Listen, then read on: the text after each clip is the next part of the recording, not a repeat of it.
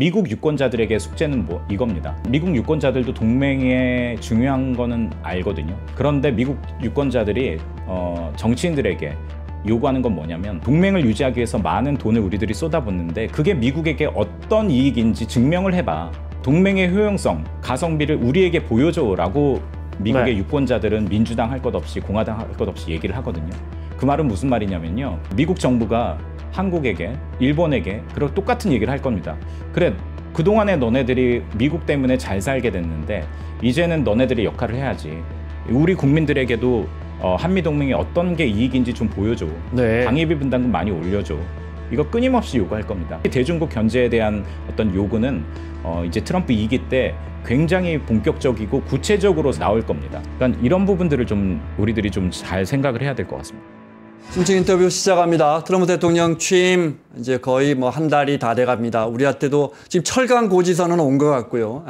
고지서가 청구서가 올 텐데 오늘 모신 이분은 우리나라에서 기자 하시다가 미국의 VOA 기자로 한 8년 동안 백악관을 출입한 박형주 작가 모셨습니다. 어서 오십시오. 네, 안녕하세요. 초대해 주셔서 감사합니다. 기자, YTN 기자를 한 10여 년 하시다가 VOA로 가셨더라고요. 네, YTN에서 앵커를 좀 많이 네. 했고요. 네. 그리고 2016년 4월에 VOA 가서 16년에? 2023년까지 있었습니다. 그때 1기 트럼프와 이 질문부터 드릴까요? 네. 지금 이제 한 달 됐지만 네. 2기 트럼프의 이런 점은 같다, 이런 점은 다르다, 어떤 게 있을까요?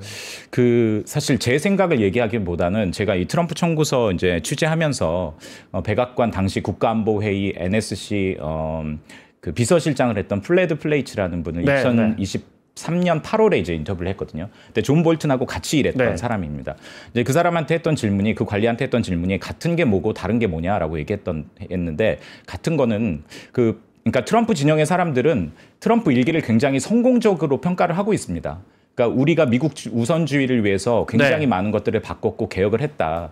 그런데 그쪽 사람들은 본인들이 선거를 도둑당했다라고 생각을 하고 있잖아요. 그렇기 때문에 2기도 1기의 성공적인 정책이 계속 이어질 것이다라고 얘기를 하고요. 다만 다른 점이 뭐냐라고 물어보니까 한치의 망설임도 없이 이거 인사다.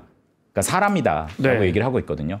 그러니까 우리도 너무나 잘 알지만 1기 때는 얼마나 많은 특히 외교 안보 라인들이 파이어 됐습니까? 갈아치워졌잖아요. 그때 이제 트럼프가 사실 준비가 되지 않은 상태에서 정권을 잡았기 때문에 트럼프와 생각이 같은 이른바 측근들을 고용을 했던 것이 아니라 공화당의 명망가들, 그러니까 뭐 렉스 틸러슨 초대 국무장관, 짐 매티스 국방장관 이런 게 다 공화당 진영에서 정통 공화당 진영에서 존경받던 인사들이거든요. 맥메스터. 그렇죠. 네, 그런 사람들을 이제 채용을 했는데 쉽게 말하면. 그런데 이제 트럼프 대통령하고 생각이 다른 거죠. 그래서 굉장히 많이 중간에 you are fired 됐잖아요. 경질됐잖아요. 등 돌리고 다음 그렇죠. 뭐 많이들 적진이 됐죠. 그런데 그 플레드 플레이츠 말에 의한 그 표현을 그대로 얘기하자면 2기 때는 본인의 아젠다가 아니라 트럼프의 아젠다, 미국 우선주의의 아젠다를 실현할 사람들로만 채울 것이고 그게 다 준비가 됐다라고 얘기를 해요. 그러니까요. 근데 이제 그게 뭐 빈말이 아닌 게 1기에 비해서 굉장히 2기가 인선들이 굉장히 일사천리로 진행이 됐잖아요. 그리고 대부분의 사람들이 이제 충성파로 채워졌는데 제가 이제 물었거든요. 얼마 전에 최근에 워싱턴 DC 갔다 왔는데, 야, 너네들 그럼 도대체 충성파, 뭘 기준으로 충성파라고 얘기하느냐. 근데 요거는 사실 공식적인 입장이라고는 받아들여 주지 않으셨으면 좋겠는데, 제가 얘기했던 그 전직 관리의 이야기는 이런 얘기 하더라고요. 2022년 선거 있잖아요. 트럼프는 계속 그게 부정선거다. 취임식 날도 그때 자기 뺏겼다 그랬어요. 그 선거에 대해서 어떻게 인식하고 있는지 면접 때 물어본대. 그렇게 하면 분명하게. 그거는 트럼프가 이겼는데 민주당 진영이 훔쳐간 선거다라고 얘기해야지만 합격이 된다는 거죠. 그러니까 그 전직 관리가 표현한 걸 제가 그대로 그냥 옮겨드린 거거든요. 그러니까 지금 1기와 가장 큰 차이점은 트럼프와 색깔이 정말 겉으로든 뭐 속으로든 이렇게 비슷한 그런 사람들로 꽉 채워졌다라는 게 가장 큰 특징이라고 보면 돼요. 보건부 장관 지명된 케네디 주니어. 그 백신 안 믿는 사람이라는 거죠. 보건부 장관이 백신을 안 믿으면 뭐 지금은 입장이 조금 바뀌는 것 같던데 말을 조심하는 것 같던데. 그리고 국방부 장관 저 이름도 잘 기억 못 하는데 피트 헤그세스. 그 소령 출신? 원래 우리는 항상 뭐 사성 장군, 뭐 삼성 장군이 국방부 장관을 하니까. 네네. 근데 소령 출신이 폭스 TV에서 진행하는 사람이 맞습니다. 막 이렇게 네. 뭐 쉽게 말해서 트럼프와 같은 방향이라는 이유만으로 뭐 네. 물론 능력이 검증받았으니까 지명이 됐겠지만 그럼 더 어떻게 보세요? 기자님 보시기에는 더 위험해지는 거 아니에요? 아니면 분명히 가속도는 붙겠죠. 가속도는 붙을 텐데요. 네. 이게 이제 위험해지느냐라는 그런 부분은 이런 측면에서 봐야 될 것 같습니다. 예를 들어서 그 동맹의 입장에서는 그 피터 헤그세스라든가 이런 국방장관들이 네. 굉장히 낯선 인물이잖아요. 그렇기 때문에 도대체 이 낯선 인물들을 통해서 트럼프가 무엇을 할 것이냐. 트럼프도 예측 불가능한데 네. 우리가 상대해야 될 국방장관도 굉장히 잘 안 알려져 있던 사람이기 때문에 과연 어떤 정책들을 펼 것인가 이런 부분에 대해서 사실 낯선다고 할 수 있는데요. 근데 사실 그 백악관 입장에서는 워싱턴 입장에서는 트럼프가 바라보는 건 딱 하나입니다. 그 미국 우선주의, 자기의 그 마가의 어떤 레거시를 완성하겠다라는 네, 거거든요. 네. 그걸로 쭉 갈 거기 때문에 트럼프 입장에서는 거기에 굉장히 동조하는 인물들로 가는 게 너무나 당연한 거죠. 네. 네. 지켜봐야죠. 뭐 네. 일기도 사실은 이런 비판적인 목소리가 많았지만 아까 이제 공화당 트럼프 행정부는 우리 일기 때 잘했다 이런 평가를 내리고 계신다 하지만 사실 그래서 어떤 부분을 못했냐, 어떤 부분을 망가뜨렸냐, 뭐 딱히 망가뜨렸다는 생각은 안 들어요. 그 예를 들어 그러면 뭐 바이든 행정부는 그것보다 훨씬 잘했냐, 뭘. 네. 사실 뭐 제가 외교안보를 잘 몰라서 그런지 모르겠지만 네. 그런 생각은 그래서 한번 뭐 지켜봐야죠. 사실 일기 끝나고 이제 당연히 재선이 되는 수준이었는데 그 결국 코비드 때문에 정권을 내준 거죠. 본인은 또 그렇게 생각하고 있죠. 트럼프 그리고 이제 대통령은. 실질적으로도 사실 그런 측면이 좀 있는 것 같습니다. 네. 그러니까 이제 한국에서 이제 잘 모르는 부분들이 몇 가지 좀 코비드와 네, 관련돼서 좀 얘기를 해드리자면 바이든 정부 때 그 코로나 백신을 굉장히 빨리 풀었잖아요. 그런데 사실 그게 트럼프 정부 때 이미 다 준비를 했었던 거거든요. 네. 그러니까 제가 그 당시에 워싱턴에서 트럼프 정부의 코비드 대응 이런 것들을 보면은 정부에서는 굉장히 할 일들을 하고 있더라고요. 그런데 맨 앞 가장 큰 스피커인 트럼프가 그 코비드 감기야, 뭐 백신 별로야, 이렇게 사실 말로 이렇게 좀 망한 그런 측면이 있는데요. 사실 그 미국 정부는 이 코비드에 대해서 굉장히 촘촘하게 준비를 했습니다. 정부는 프로세스를 잘 백신이라든가 지켰다. 굉장히 가속화했고요. 백신 개발을 가속화했고요. 그것의 열매를 어떻게 보면은 바이든 정부가 딴 거라고 생각합니다. 그렇기 때문에 사실 코비드의 대응은 실질적인 대응이라기보다는 제가 기자로서 판단하기로는 트럼프의 커뮤니케이션의 실패다라고 저는 생각을 해요. 그런 부분에서는 트럼프가 좀 억울할 수도 있겠다 이렇게 그렇죠. 보시는군요. 네. 인사 이야기하셨으니까 조직 하나만 여쭤보고 북미 관계 갈게요. 지금 뭐 도지라고 해서 이제 머스크가 총대 메고 구조조정을 정말로 공무원 사회에 대한 관료 사회에 대한 구조조정을 하고 있잖아요. 네. 이건 어떻게 보세요? 그러니까 사실 미국 연방 정부가 굉장히 크잖아요. 네. 그 재정 적자도 굉장히 큽니다. 이게 그 우리나라 돈으로 한 4경 정도 된다고 하더라고요. 재정 적자가. 큰 돈입니다. 잘 와닿지 않죠. 사실 재정 적자 때문에 내야 되는 이자가 미국 한 해 국방비보다 더 많게 20% 정도 그런 상황이 재정에. 되기 때문에 사실 미국 연방 정부를 개혁해야 된다라는 그런 필요성들은 사실 있어요. 그런데 이제 이걸 쉽게 손을 못 대는 거죠. 왜냐하면 연방 정부가 워낙 크고 그리고 연방 정부 그러니까 공적 기관은 민간 기관과는 좀 다르게 운영돼야 한다라는 그런 공감대도 있잖아요. 효율성보다는 어떤 안정성 그런 것들을 지향했기 때문에 민주당 정부에서도 이거 연방 정부 손은 대야 되는데라고 얘기는 했습니다만 하지 못했거든요.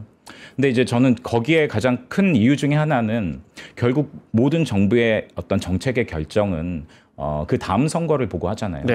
근데 트럼프 입장에서는 연방 정부를 손댄다고 했을 때 이게 본인에게 손해될 건 없습니다. 왜냐하면 사실 연방 정부 공무원들의 뭐 100%는 아니라고 할 수 있겠습니다만 상당수가 민주당의 지지자들이거든요. 그렇기 때문에 자기 텃밭의 사람들은 아니에요. 그런데 트럼프의 지지자들은 연방 정부 문제 있잖아라고 생각하는 사람들이거든요. 그리고 지금 첫 타자가 된 게 이제 교육부잖아요. 근데 공교롭게 저희 BOA 쓰던 건물 바로 옆에가 교육부 건물이거든요.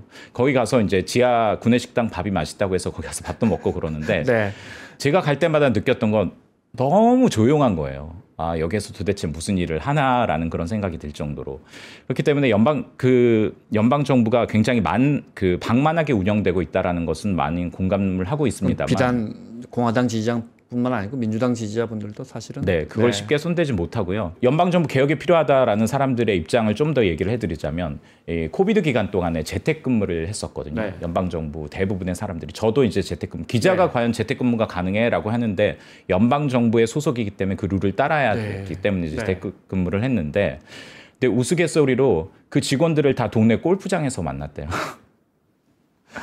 그러니까 그런 말이 벌써 이렇게 돈다는 것 자체가 네. 관료 조직이나 공무원 조직이 방만하다는 인식이 있는 그렇죠. 거죠. 네. 근데 그거를 내가 개혁할 거야라고 했을 때 트럼프를 지지하는 보수층은 박수를 친다라는 거죠. 네, 네.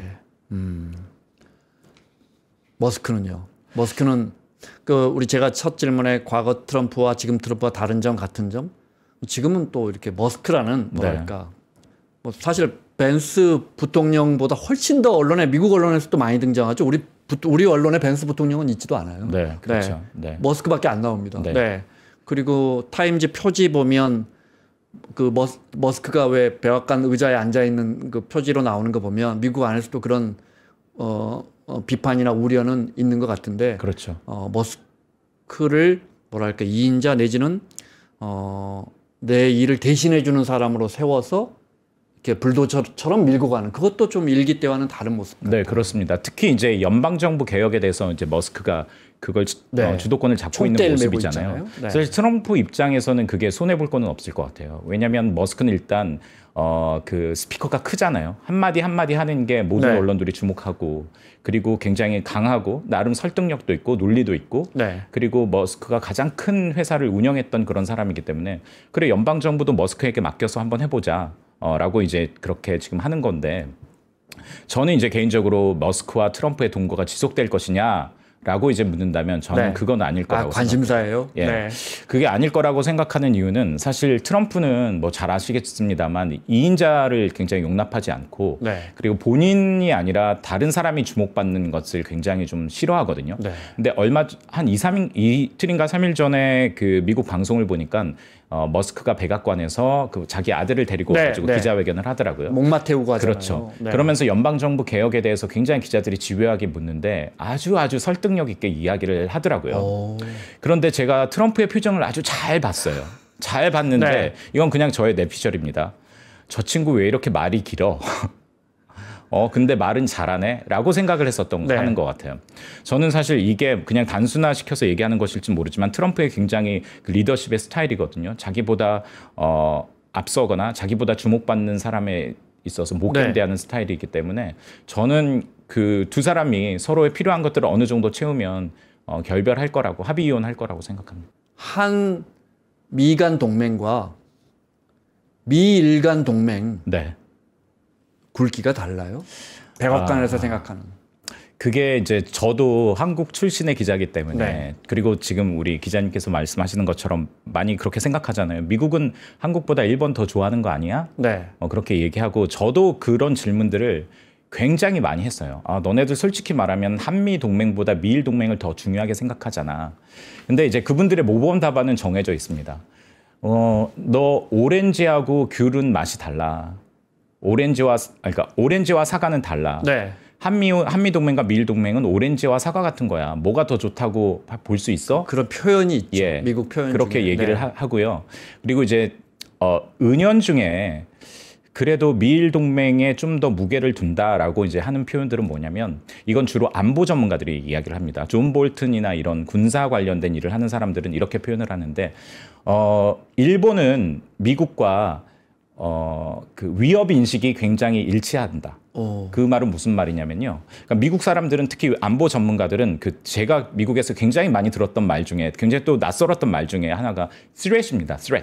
threat을 평가하는 기관도 있고요. 세계에서 가장 강력한 나라가 왜 저렇게 threat을 많이 얘기하지 이런 궁금증도 있었는데 그 군사 안보 전문가들의 인식은 누가 적인가 threat이 어디에서 오는가 그 성격이 무엇인가 이걸 굉장히 중요하게 생각하거든요. 그런데 일본은 한국보다 미국과 threat assessment 평가가 비슷하다라는 거죠.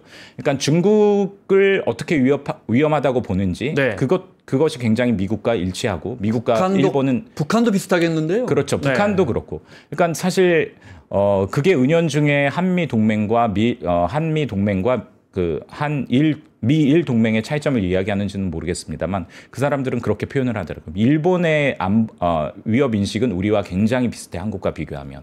적을 바라보는 또는 우리 위협 세력을 바라보는 시각이 우리는 미국과는 조금 각이 다를 수 있다. 그렇죠. 그렇죠. 예를 들어 EU 국가나 유럽은 완전히 다르고 그죠. 그리고 제가 이제 미국에서 좀 흥미롭게 생각했던 것은 그 미국의 안보 전문가들은 상대를 어떻게 규정하느냐를 굉장히 중요하게 생각하더라고요. 네. 그 표현도 굉장히 여러 가지잖아요. 뭐 enemy, 적, 뭐 adversary, 적대적인 상대, 네. 뭐 동맹도 있고 ally도 있고 파트너도 있고 또 그리고 경쟁자도 있어요. 네. 그러니까 이 굉장히 층위를 나눠서 네. 그거를 규정을 하는데 그렇게 왜 규정을 하냐면 상대를 먼저 규정을 해야지 그 다음 전략이 나온다는 거예요. 그러니까 예를 들어서 중국은 사실 트럼프 정부 2기는 사실상 중국을 적이라고 규정을 했거든요. 바이든 정부가 트럼프 정부의 대중 정책을 굉장히 그대로 이어받았잖아요. 네. 그럼에도 불구하고 트럼프 2기 사람들은 바이든 정부 대중 정책 실패했어. 그 이유는 이 사람들이 중국을 적으로 규정하지 않았기 때문이야라고 얘기를 하더라고요. 그래서 상대를 적으로 규정하느냐 경쟁자로 규정하느냐에 따라서 전략이 달라요. 적으로 규정한다면 협상장에 갈 때 총을 들고 가야 될 거고요. 네. 그렇지 않다면 뭐 방망이를 들고 가든가 아니면 뭐 여러 가지 협상의 방법들을 가지고 가든가 상대하는 게 다르잖아요. 그렇기 때문에 미국 전략가들은 상대를 규정하는 게 굉장히 이제 중요하게 생각합니다. 네. 근데 이제 나중에 좀 이야기할 시간이 있을지는 모르겠습니다만 그래서 미국은 이미 중국을 적으로 규정을 했거든요, 사실상. 네. 그런데 우리의 문제는 그럼 우리는 중국을 뭘로 규정할 것이냐. 그런 부분에서 미국이 우리를 동맹으로 보는 가치와 뭔가 차이점이 생길 수 있다. 일치하지는 않는다라고 이제 보는 것 같습니다. 네. 네. 중국에서 정말 큰 차이가 나겠는데요. 네. 그죠? 한미 동맹의 지난 70년은 사실 북한이 결정을 했다면 저는 앞으로 몇십 년은 그 중국이 한미 동맹의 온도라든가 텐션이라 긴장감이라든가 이런 걸 결정하는 결정자가 저는 중국 문제가 될 거라고 생각을 합니다. 예를 들어 이번에 우원식 의장이 가서 이제 하얼빈에서 동계올림픽 하면서 이제 시진핑 주석 만났잖아요. 이렇게 두 사람이 이렇게 나란히 또 이례적으로 테이블에 앉아서 그러면서 예를 들어 경주 에이펙에도 올 수 있다. 그러면 작가님 보시기에 만약에 진짜 시진핑 주석이 오면 미국의 시각은 많이 달라지나요? 그 과거에 박근혜 대통령 시절에 네. 박근혜 대통령도 나름 한미 동맹을 굉장히 중요하게 생각을 했잖아요. 네. 그리고 결국 사드도 배치를 하고 전격적으로 그럼에도 불구하고 그 중국의 천안 그 막루에 중국 전승절에 올라갔잖아요. 네. 그때 굉장히 워싱턴의 반응이 아주 싸했습니다. 네. 예. 그러니까 그렇게 좀 볼 수 있을 것 같아요. 그러니까 그게 사실 시진핑의 방문이 한국의 실질적인 어떤 대중 정책에 그리고 그 대미 관계에 영향을 주지 않는다 하더라도 지금 진행자께서 말씀하셨던 것처럼 미중 간에 굉장히 갈등이 첨예한 그런 상황에서 그 가장 영내에서 가까운 동맹 중에 하나인 한국에 시진핑이 방문한다. 그러면 굉장히 좀 그거를 들여다보기는 하겠죠. 네. 상당히 예민한 주제다 이 말씀이시군요. 그렇죠. 네. 트럼프 대통령이 김정은 위원장 이야기할 때 근데 계속 우리가 알기로는 그냥 프렌드라고 이야기하지 에너미라는 표현은 안 썼던 것 같아요. 네. 그렇죠. 예전에 2017년에는 워낙 표현이 단순한 사람이지만 리틀 로켓맨이라고 얘기했습니다만 네. 햄버거 이야기할 때. 네. 지금은 잘 지내고 있다라고 얘기를 하잖아요. 잘 지낼까요, 계속? 그거는 사실 뭐 두 사람만 알 텐데 트럼프 대통령의 외교 스타일이 굉장히 개인 정상 간의 직거래를 굉장히 중요하게 생각하고 있잖아요. 네.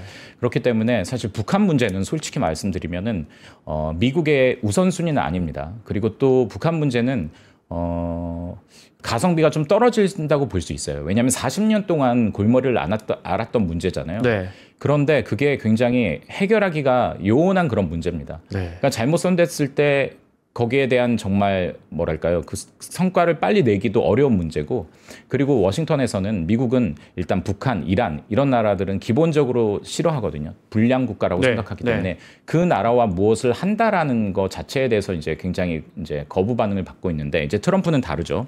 트럼프는 이제 지금 이제 자연스럽게 이제 북미 이야기로 좀 넘어온 것 같은데 제가 그런 질문을 굉장히 많이 받았습니다. 왜 트럼프가 2기 때 만날까? 김정은하고 만날까? 그런 질문을 많이 받았는데 그러면 저는 그 질문에 답하기 위해서는 그렇다면 일기 때 왜 만났을까? 네. 예, 요거를 생각하고 그걸 좀 지금에 적용을 해보면 된다고 생각하거든요. 우리가 알고 있는 많은 맥락들은 어떤 오해와 잘못 알고 있는 거 제대로 알고 있었던 건 사실은 이제 볼튼의 자서전 보고 그게 네. 사실이라는 가정하에 야, 이렇게 이야기했구나. 폼페이오가 이렇게 이야기했고 아베가 이렇게 이야기했고 그때 부위원장 했던 북한에서 왔던 누구죠? 김영철인가요? 네. 네. 김영철이 뭐 이런 편지 갖고 왔었고 우리가 아는 건 그 정도거든요. 네. 오늘 좀 자세한 설명 좀 드릴까요? 그러니까 저는 딱 세 가지라고 생각합니다. 그 세 가지를 사람으로 좀 이야기를 할게요. 좀 단순화시켜서 트럼프가 김정은을 만난 건 첫 번째 오바마, 두 번째 김정은, 세 번째는 문재인이라는 이 세 개의 키워드를 잘 짚고 가야지 트럼프가 왜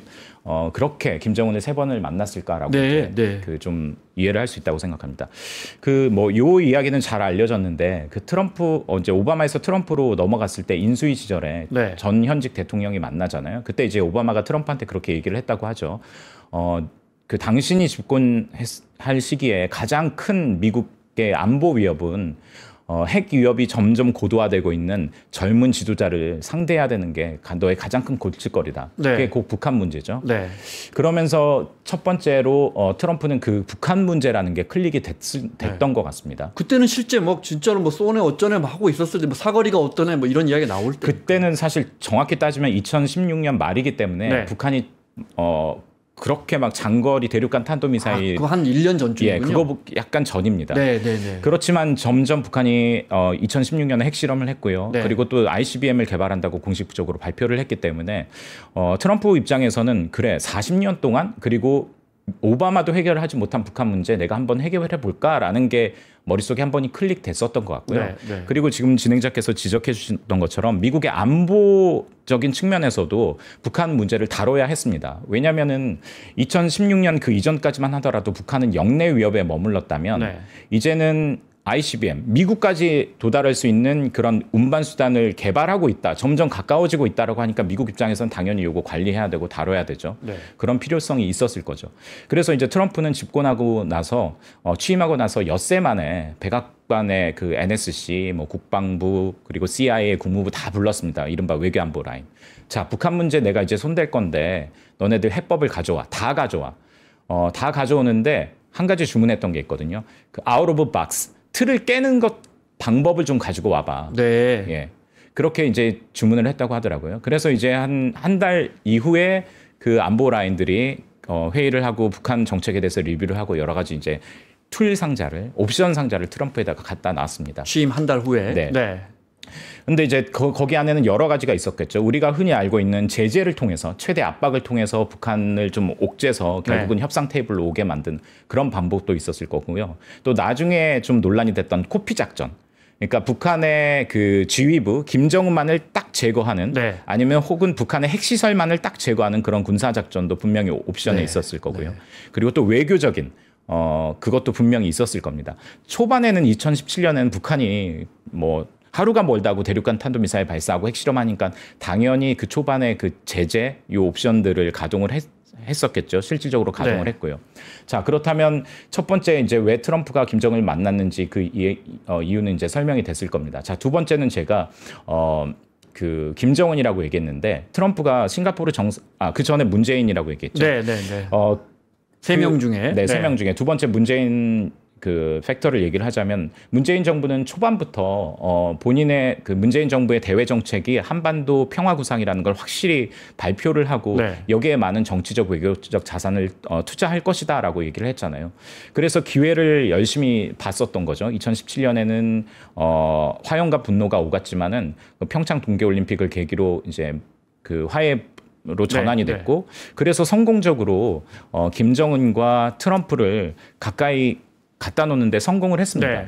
그 부분에 대해서는 사실 결과를 떠나서 워싱턴에서도 평가하는 목소리는 있습니다. 왜냐하면 사실 앞서서도 얘기했지만 워싱턴에서 북한 문제는 큰 이슈가 아니거든요. 그런데 2018년에서 2019년 초까지는 거의 워싱턴에서 거의 매일 하루에 한 번씩 싱크탱크에서 북한 문제, 한반도 문제를 다루는 그런 세미나가 열리고 컨퍼런스가 열렸어요.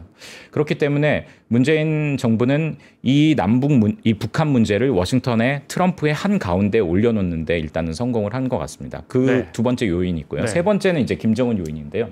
트럼프가 싱가포르 회담 가기 전에 기자들을 상대로 이런 얘기를 많이 했어요. 백악관 기자들 상대로. 야, 나는 미국에서 부동산 브로커를 하도 많이 해서 딱 저 사람이 이 방에 딱 들어와서 한 몇 마디 나눠보면 나랑 거래할지 안 할지 다 알아.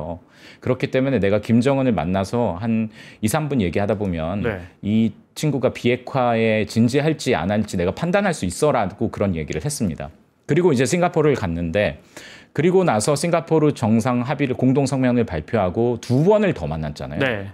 근데 사실 동맹국이라 하더라도 미국 지도자를 1년에 3번을 만나는 정상은 그렇게 많지 않을 거예요. 근데 김정은은 3번을 만났잖아요. 저는 그건 그렇게 생각합니다. 트럼프가 김정은을 보고 우리가 흔히 생각하는 미국과 한국의 정통주의 관료들이 생각하는 완전한 비핵화까지는 모르겠지만 내가 오바마도 해결하지 못한 40년 동안 해결하지 못한 북한 문제 김정은 만나서 해결했어 라고 욕심이 나겠죠. 팔 수 있을 정도의 어느 정도의 합의는 내가 이 친구랑 할 수 있겠구나 라고 저는 싱가포르 회담에서 판단을 했었을 거라고 생각합니다. 팔 수 있는 정도의 협의. 팔 수 있는 정도의 완전한 비핵화가 아니라 내가 북한의 위협 해결했어 라고 얘기할 수 있을 정도의 합의는 내가 저 친구랑 해낼 수 있겠다. 자, 이제 여기서부터 여쭤볼 게 많습니다. 우리 정부가 원했던 건 불가역적인. 근데 이제 누구나 상식적으로 저게 쉬울까? 지금은 더 어려졌고 그때도 이미 저게 될까?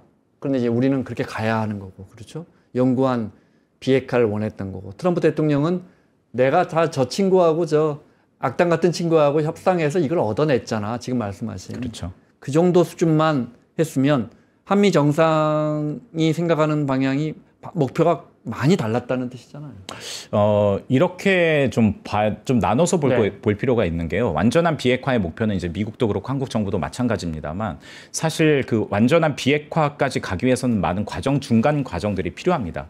그런데 그동안에는 뭐 육자 합의도 그렇고요. 219 뭐 윤달 합의도 그렇고 그 중간 단계까지의 합의는 갔었는데요. 그 합의가 대부분 실무자들 수준의 정상 지도자 간의 약속이 아니라 실무자들 간의 합의에서 머물렀었던 거죠. 그런데 이제 북한 문제는 굉장히 1인 독재 정권이잖아요. 핵 문제를 결정할 수 있는 유일한 사람은 김정은 하나니까 그 방법은 사실 과거에 했었던 것과 크게 다르지는 않습니다. 비핵화라는 큰 목표를 설정하고 그 중간 단계는 가 필요하기 때문에 이게 비핵화라는 게 1, 2년에 되는 게 아니라 그 중간의 단계들이 필요한데 예전에는 그 중간 단계를 이끄는 주체가 국무부나 그 정부의 한 부분이었다면 그때 문재인 정부는 그렇게 생각했었던 것 같고요. 트럼프 대통령의 아젠다가 된다면 이게 정치적인 동력과 외교적인 동력을 받는다면 이 중간 단계 합의를 잘 과거와 다른 정도의 진전을 이룰 수 있을 것이다. 그때 문재인 정부는 이런 표현을 하더라고요.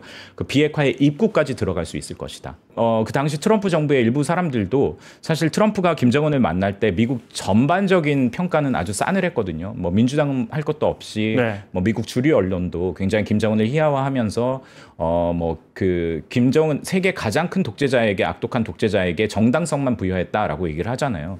그런데 정말 북한 문제를 오랫동안 3, 40년 동안 다뤘던 미국의 전직 관료들 협상가들은 그런 이야기는 해요. 트럼프가 굉장히 불안하긴 하지만 이렇게 정상 간의 거래는 좀 기대를 걸어볼 만은 해. 그래서 아주 미국 워싱턴 전반적인 기류는 트럼프가 이끄는 북미 정상회담에서 회의적이었지만 진짜 미국 정부에서 북한 문제를 다뤄봤던 사람들은 이 방법이 어쩌면 통할지도 몰라 라는 그런 이야기들은 조금씩 하기는 했습니다. 네. 가능성이 있었겠죠. 뭐 사람이 하는 일인데 존 볼튼이 매우 그건 우리 국민들이 다 아는 건데 매우 부정적이었고, 그렇죠? 볼튼은 부정적이었고 속는 거다. 다 들어주면 안 돼. 영변 말고 다른 곳에도 있어. 우리 다 알고 있어. 다 없애야 돼라는 거고, 트럼프 대통령은 말씀하신 것처럼 아니야. 근데 내가 이렇게 트럼프만의 방식으로 내가 설득하면 쟤 될 것 같아 라고 고집을 피우다가 판이 깨졌어요. 어떤 순간에서 깨져버린 거예요? 저는 이제 하노이 정상회담 노딜 결렬을 이제 얘기를 하시는 것 같은데 그 하노이 정상회담은 사실 이제 북한이 김정은은 합의를 맺으려고 갔습니다만 트럼프가 이제 나온 거잖아요. 그렇기 때문에 그 당시에 합의를 하지 않은 주체는 이제 미국이었다고 생각하는데 그 국면에 저는 미국의 중요한 플레이어가 저는 4명이 있었다고 생각합니다. 첫 번째는 실무 협상을 담당했던 스티븐 비건 대북정책특별대표, 그리고 국무부에서는 마이크 폼페이오 국무장관이 있었고요. 그리고 세 번째는 존 볼튼 백악관 국가안보보좌관이 있었고, 나머지는 이제 마지막에 이제 트럼프 대통령이었는데요. 얼마나 합의에 그 북한과의 합의에 집중하고 있느냐, 혹은 합의를 원하느냐, 그 순서를 제가 좀 저의 기준으로 매겨본다면 첫 번째는 비건이었었던 것 같아요. 그리고 두 번째는 트럼프였습니다. 그리고 세 번째는 마이크 폼페이오고, 그리고 네 번째 볼튼은 어떤 합의도 해서는 안 된다라고 이제 딱 이해가 됩니다. 생각을 했었 이 시계열적으로. 그렇다면 이제 비건이 맺으려고 했던 합의는 뭐였냐면요, 앞서서 얘기했던 어떤 중간 단계의 합의였습니다. 그러니까 영변과 영변에 대한 그 상응 조치로 무엇을 줄 것인가, 이런 것들이 쟁점이 됐었거든요. 근데 비건은 어떻게든 합의안을 좀 만들어 보려고 했었어요. 그런데 이제 폼페이오는 어떤 입장이었었냐면 영변을 받는 거는 좋아. 그런데 우리가 주는 거는 비건이 만드는 안보다는 우리는 조금 줘야 돼. 그러니까 비건이 만드는 안 중에서는 이런 것들이 좀 있었던 것 같아요. 영변을 완전히 폐쇄하는 조건으로 일부 제재를 해제해주는. 핵심 제재는 5가지인데 유엔의 일부 제재, 한두 가지 낮은 수준의 제재를 해제해주고, 그리고 종전선언을 체결을 하고, 이런 몇 가지의 것들이 좀, 그리고 또 한미 연합훈련을 유예하고 있었던 것을 계속 유지하고, 한 요 정도는 비건하고 북한의 실무팀하고 좀 얘기를 했었던 것 같습니다. 그런데 폼페이오는 영변을 받는 건 맞지만 우리가 이것까지 줘야 될까? 약간 물음표였었던 것 같아요. 우리는 사실 남북 간의 경협 정도 승인해주는 수준이면 충분할 것 같아 라고 이제 생각을 했었던 것 같습니다.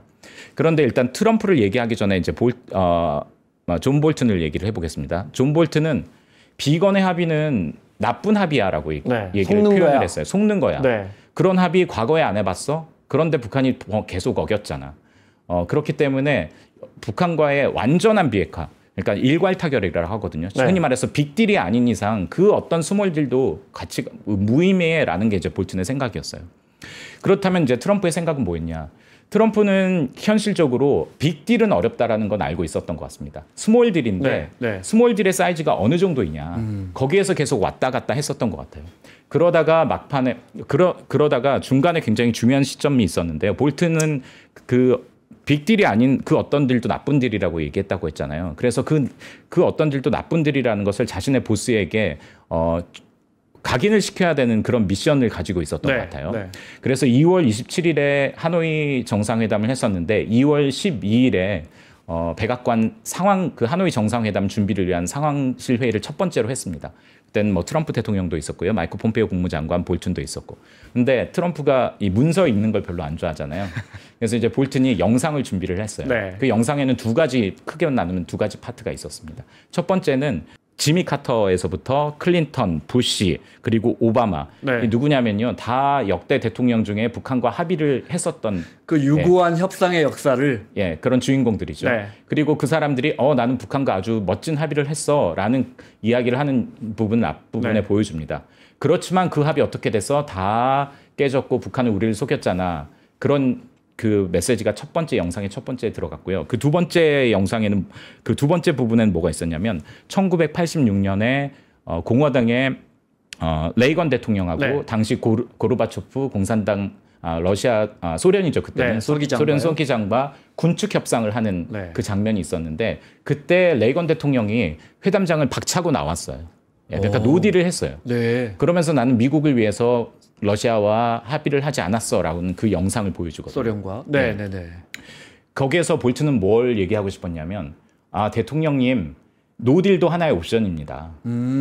스몰 딜, 빅딜이 아니라면 스몰 딜은 나쁜 딜이고 그 노딜도 하나의 옵션입니다라는 걸 이제 트럼프에게 각인을 시켜줬고, 판을 깨는 것도 뭐 그렇죠. 경우의 수 중 하나다. 그때부터 트럼프는 여러 가지 회고록이나 이런 걸 보면 그 노딜하고 스몰딜에서 왔다 갔다 했었던 것 같아요. 그게 저기 볼튼의 회고록에도 나오고 마이크 폼페이오 회고록에도 나오는데 네. 그 하노이에 가는 그 하노이에서 이제 정상회담장으로 갈 때 그 미국 대통령이 차는 큰 차 있잖아요. 네. 거기서 이제 안보 비스트와 네. 비스트에서 타면서 계속 물어봤대요. 마이크 폼페이오랑 볼튼에게 스몰딜이 해야 될까? 아니면 노딜로 마무리를 해야 될까? 어떤 네. 게 더 미국의 사람들에게 더 이게 받아들여질까? 이런 걸 계속 왔다 갔다 했었던 것 같습니다. 그런데 이제 결정적인 순간에 그때 이제 워싱턴에서는 네. 코온 청문회 트럼프 대통령의 개인 변호사 트럼프의 비리와 관련된 이제 청문회가 열렸었고요. 네. 그러면서 이제 트럼프는 내가 어떤 딜을 가져가더라도 그게 완전한 빅딜이 아니라면 어떠한 스몰 딜을 가져가더라도 워싱턴에서는 환영받지 못할 것이다. 네. 그렇다면 나는 판을 깨겠다라고 이제 생각을 했었고요. 거기에 이제 확신을 준 사람이 사실 볼튼이라고 하지만 마이크 폼페이오라고 생각해요. 왜냐하면 트럼프가 물어봤습니다. 근데 내가 만약에 노딜을 가지고 갈 때 뭐라고 얘기하지?라고 했는데 마이크 폼페이오가 뭐라고 얘기했냐면요. 우리는 북한과 의미 있는 대화를 했고 북미 관계는 계속 진전을 향해 나아가고 있다. 네. 우린 또 만나서 협상할 것이다라고 얘기하시면 됩니다. 그래서 트럼프가 실질적으로 그렇게 얘기를 했거든요. 네. 그렇기 때문에 사실 볼튼 한 명 때문에 노딜이 됐다라고 생각하면 일부분만을 보는 거고요. 좀 전체를 좀 볼 필요가 있을 것 같습니다. 그리고 네, 이제 또 네. 한 가지 더 얘기해 드리고 싶은 게 네. 하노이 노딜 이후에 한국에서는 이런 얘기가 많이 나왔습니다. 아니 그래도 영변이라도 주고받는 게 비핵화 진전의 이익이 네. 아니야? 왜 그렇게라도 했던 게 해야 됐었던 것 영변을 아니야? 완전히 셧다운시키고 네. 제재를 조금 풀어주는 그 방법이었죠. 네, 그렇죠. 네. 그래서 이제 그거를 트럼프 1기의 NSC 관리에게 제가 물어봤습니다. 네. 똑같은 얘기를. 영변이라도 셧다운을 했다면 그래도 비핵화에서 일정 부분 진전이 있는 거잖아라고 얘기를 했는데 그 사람은 그 관리는 이렇게 얘기하더라고요. 하노이 노딜이 미국 입장에서는 전혀 손해 볼 게 없었어. 왜냐하면 그때 하노이 노딜 이후에도 트럼프와 김정은이 약속했던 건 뭐였냐면요. 핵실험하지 마. ICBM 실험하지 마. 네. 우리는 대신 한미연합훈련 계속 안 할게. 네. 거기 싱가포르에서 약속했잖아요. 그거를 하노이 때도 확인을 했습니다. 유일한 성과라면 미국 입장에서는 그겁니다. 네. 우리 입장에서는 사실 그냥 말 한마디로 우리 안보에 직접적인 위협이 될 수 있는 핵실험과 ICBM 개발하는 걸 멈췄어. 일단은 사실 실질적으로 북한이 트럼프와 대화하는 그 동안에는 ICBM 실험하지 않았잖아요. 네. 그렇기 때문에 미국 입장에서는 우리가 일단 일정 부분 관리한 거야. 우리 입장에서는 전혀 손해 아니었어. 라고 얘기를 하더라고요. 우리가 흔히 말하는 미국 우선주의 외교, 대외 전략 얘기 많이 네. 하잖아요. 사실 하노이의 노딜도 어떻게 보면 그 그리고 트럼프 진영의 미국 우선주의 외교의 어떤 일환이라고 해석을 하는 게 더 옳지 않을까 싶습니다. 자, 다시 트럼프 대통령 화려한 수사로 언제든 북미 간에 만나서 해결할 수 있을 것처럼 하지만 사실 빅딜이 될 수 있는 가능성은 그때보다 훨씬 더 어려워졌고 그다음에 그렇죠. 앞서 말씀하신 것처럼 그 우선순위도 그때보다는 훨씬 더 뒤로 밀렸고 만나기도 어렵고 해법도 더 어려워졌다. 이렇게 봐야겠네요. 그렇습니다. 무엇보다도 사실 김정은 몸값이 올라갔어요. 왜냐하면 2018년만 하더라도 김정은은 중국과의 사이도 그렇게 좋지 않았습니다. 중국 시진핑과의 관계가 개선됐던 계기가 사실 트럼프를 만나면서부터였습니다. 네. 시진핑이 김정은이 트럼프를 만난다고 한반도의 주도권 내가 쥐고 있어야 되는데 네. 그러면서 급히 김정은을 만난 거거든요. 그때는 사실 김정은이 북한이 국제적인 왕따였다면 지금은 푸틴이 있잖아요. 러시아가 있고요. 그리고 또 지금 미국과 중국의 사이가 안 좋잖아요. 중국은 미국이 원하는 모든 걸 안 해줄 준비가 돼 있습니다. 북한 문제도 미국 입장에서는 해결 안 하겠다라는 그런 마음이 있기 때문에 네. 김정은 입장에서는 든든한 뒷배가 있는 거죠. 그리고 두 번째는 협상장에 가면 결국 핵무기들을 올려놔야 되잖아요. 근데 그 핵무기들이 김정은은 지난 4년 동안 굉장히 늘어났어요. 그러니까 다시 말해서 거래할 게 많이 늘어났다라는 거죠.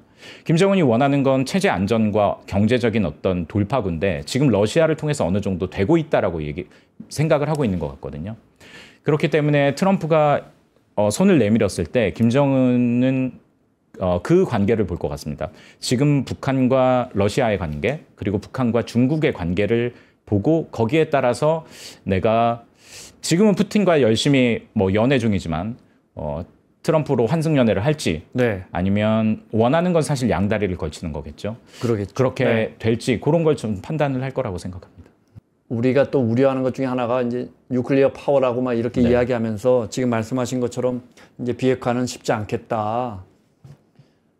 갑자기 백악관에서 뭐 너희 핵 있는 건 대충 알겠으니까 더 이상 만들지 말거나 군축하자. 우리가 제재 풀어줄게.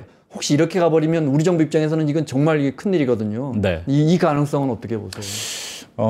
사실 그런 가능성도 지금 일각에서는 얘기를 하잖아요. 네. 그런데 저는 그거에 앞서서 좀 우리가 지금 사실 저도 트럼프 일기를 취재했습니다만 트럼프 2기 때 정말 북한 문제 트럼프가 어떤 방향으로 해결할지 물어보면 저는 예측 불가능하다라고 얘기를 하거든요. 네.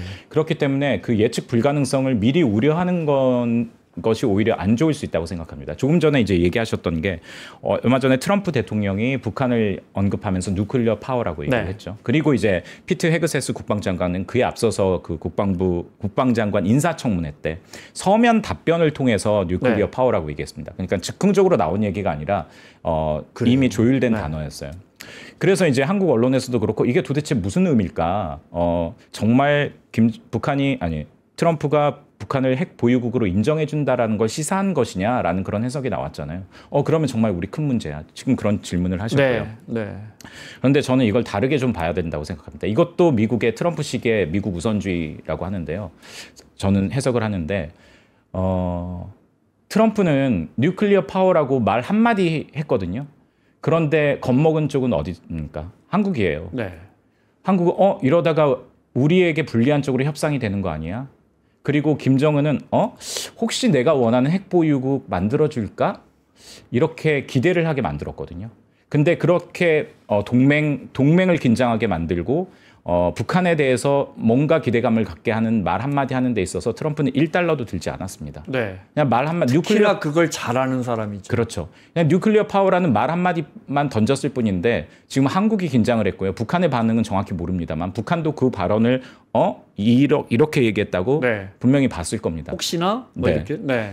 이게 정말 트럼프가 뭐 관세에서도 그렇고 그 어떤 그 트럼프의 어떤 레토릭인데 거기에 사실 미국 우선주의. 그러니까 동맹들은 굉장히 긴장하게 만들지만 우리는 손해 볼 게 없어. 불안감을 조성해서 협상장에서 우리가 좀 더 레버리지를 갖는 거야라고 생각을 할 수 있잖아요. 그러니까 이런 부분들을 좀 우리들이 좀 잘 생각을 해야 될 것 같습니다. 한국 측에서. 네.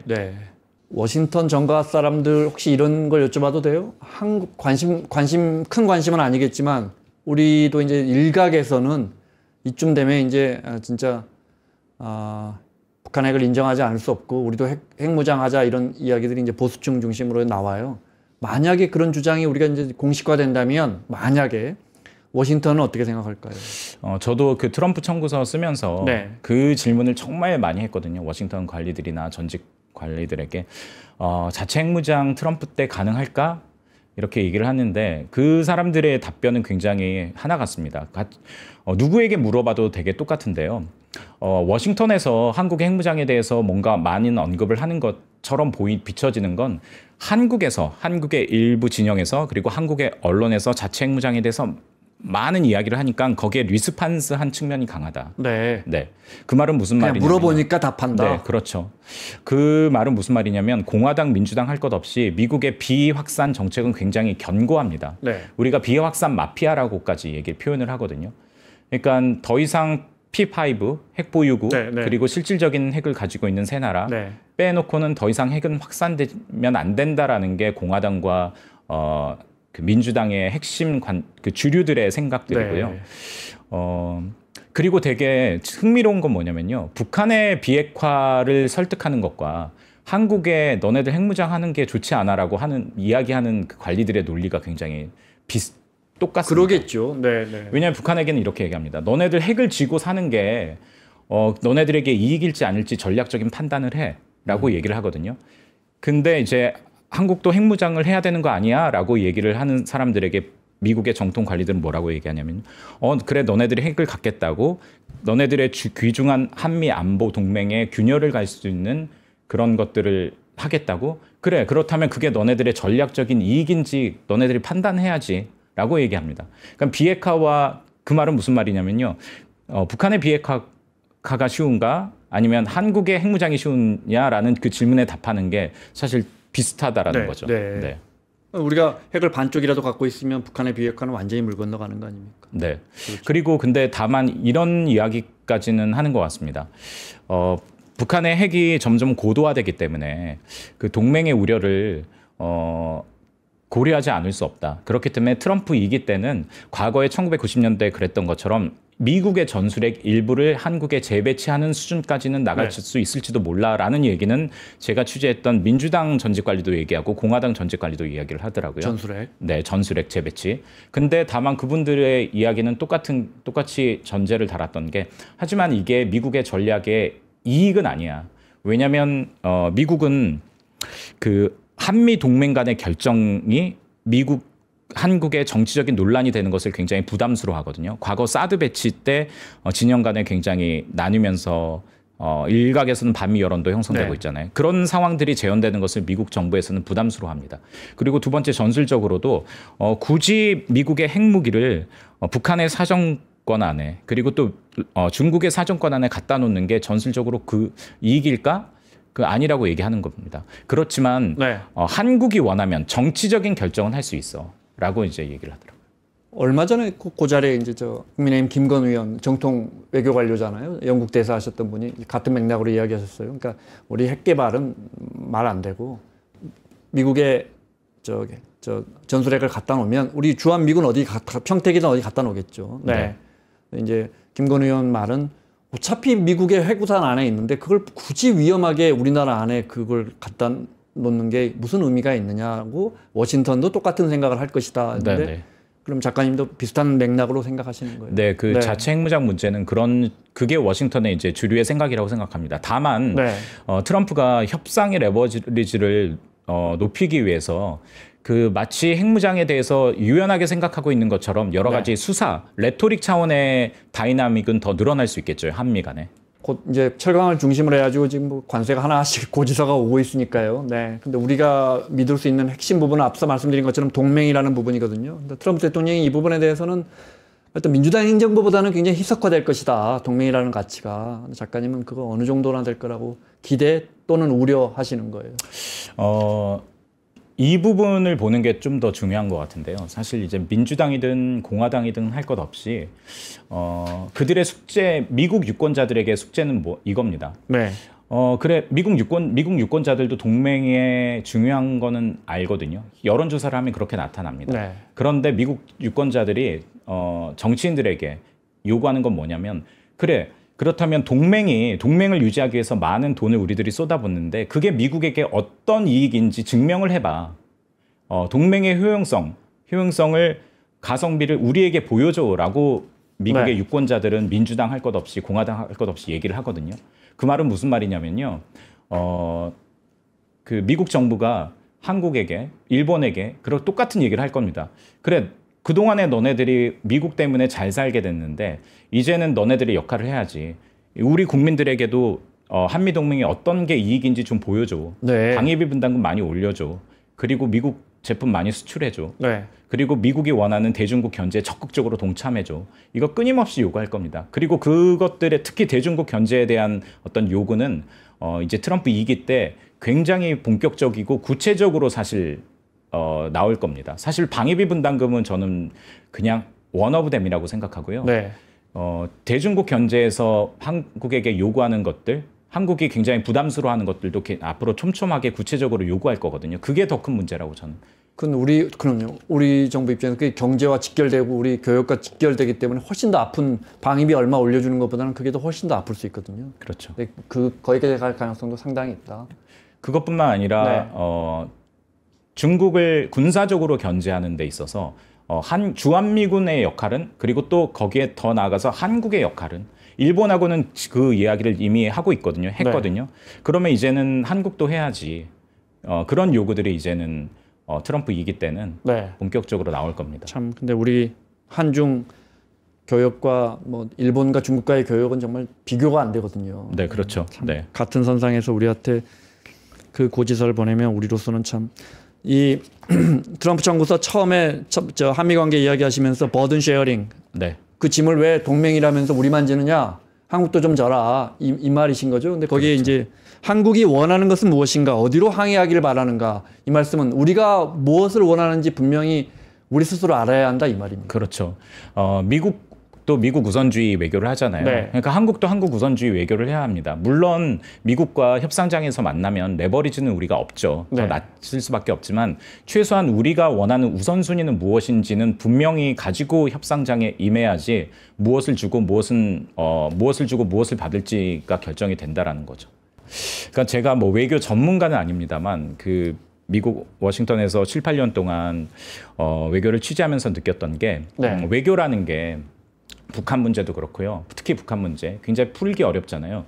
근데 이게 그 퍼즐 맞추기는 아닌 것 같습니다. 그러니까 퍼즐은 딱 맞춰진 그 칸에 그 맞는 퍼즐을 넣어야지만 완성이 되잖아요. 네.